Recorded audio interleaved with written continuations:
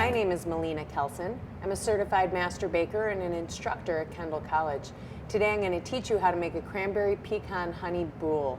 This is a really beautiful artisan bread that plays nicely with the complementary flavors of honey and cranberry.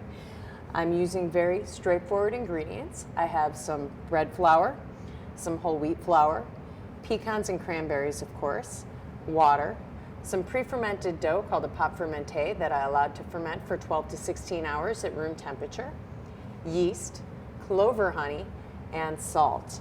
Although I'm using clover honey in this formula, there are more than 300 varieties of honey that you could select to work with.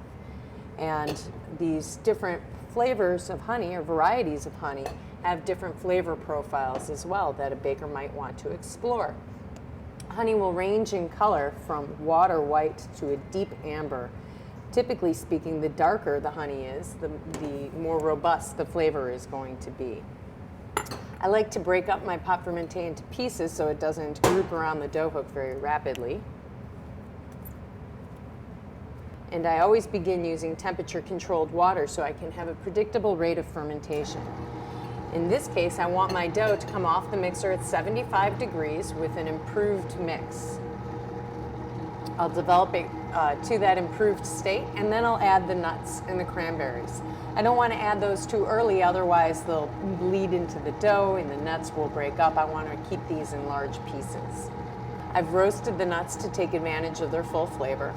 To learn more about the varieties of honey that are available, please see www.honeylocator.com for a comprehensive list and flavor profiles. The dough is picking up nicely. I'm going to check it for strength as well as temperature. My desired dough temperature here is 75 degrees. And it should have some pull to it.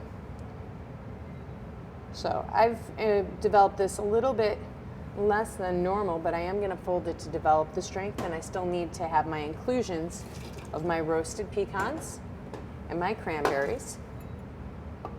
You could certainly substitute a different type of dried fruit or nut.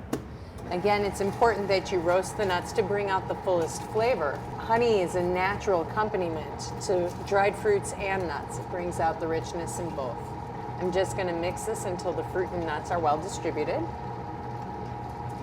I'll remove the dough from the bowl, and you can see that I have areas that don't have terrific distribution of those fruit and nuts, but as I fold this in by hand, they'll continue to get distributed. So I'll just knead it a few times on the bench to form a nice uniform gluten structure on the surface, a nice skin. You can trap those gases. And I'm going to allow this to ferment covered for 2 hours. I will give it a fold 1 hour through fermentation. My Cranberry Pecan Broule is now ready for a fold. I'm going to dust my board.